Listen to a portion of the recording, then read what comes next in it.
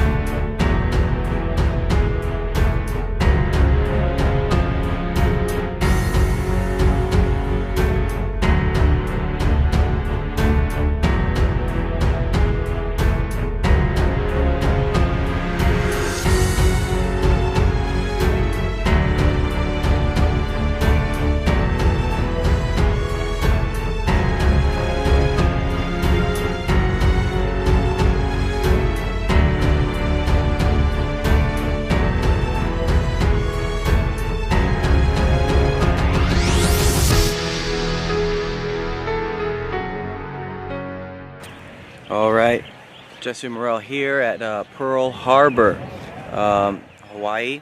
This is obviously, you know, a big part of World War II. This is what started our war with the Japanese. If you know the story, the Japanese basically broke the backbone of our Navy, attacking our battleships and sinking many of them. Basically, destroyed the backbone of our U.S. Navy. You know, using torpedoes that they dropped off of these planes, there was a transition from the battleships, which is what our Navy had, to you know, the aircraft carriers that the Japanese were using. And the torpedoes were new technology, actually.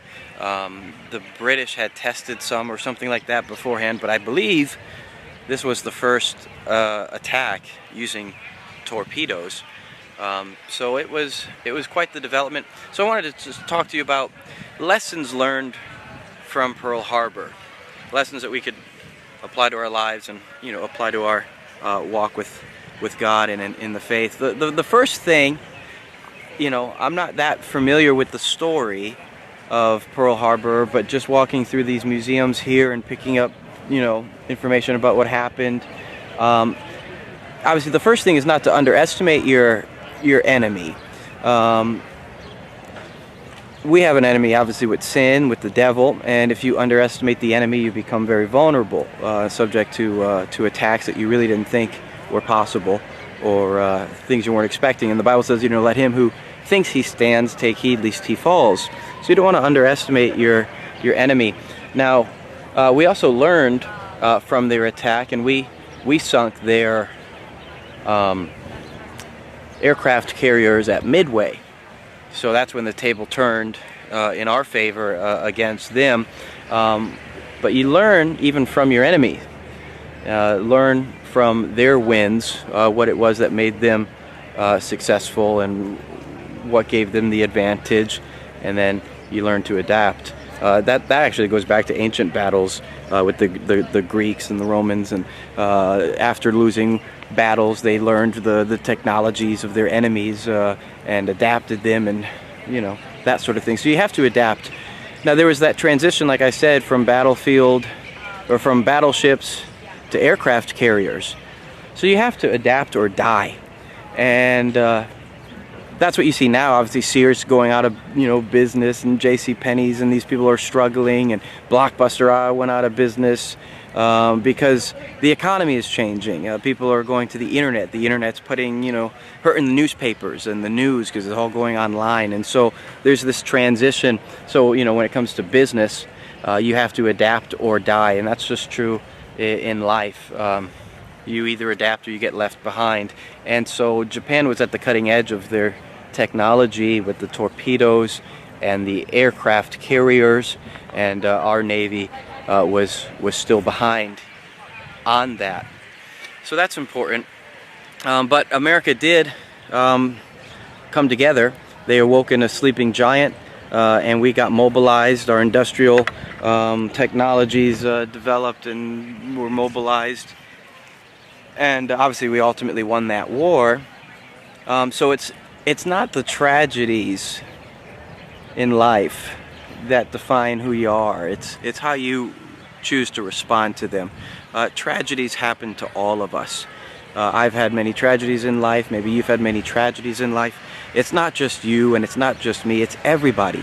Everybody has tragedies in life. Obviously the people here at Pearl Harbor who died in the harbor and still there in the ships, you know, still buried in the ships they sunk with. How many mothers and fathers and children suffered loss that day. And so tragedies happen to all of us, but it's not the tragedies in life that define your future.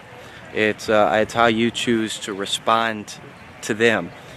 Tragedies give you the greatest opportunity to form character and to rise above your circumstances. Yeah. So, you know, different lessons. Obviously, there's inspiration you pick up from the heroism, people who gave their life and you know, sacrificed themselves, which is what Christianity is all about, is self-sacrifice for the good of others.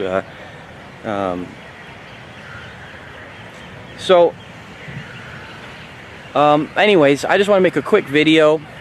Obviously with ministry, you know, like different lessons from, you know, adapt or die. You know, now we use technology that didn't exist before: Facebook, YouTube, email, things that are vital to my ministry now that, you know, 20 years ago the evangelists and street preachers didn't have.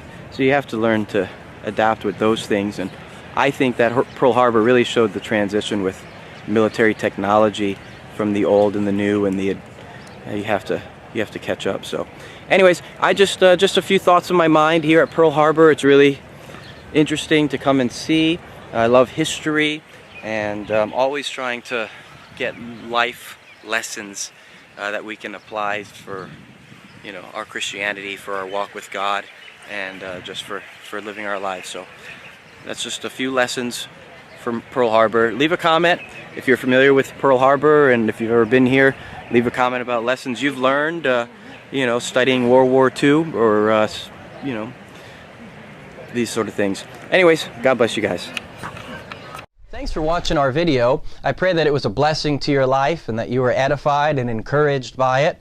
Please be sure to like it and leave a comment. And if you haven't already, subscribe to our channel and share our videos with your friends. I've been traveling the country for over 14 years, taking the gospel to the lost, to those who need it the most, because America is in big trouble and is in need of the gospel more than ever before.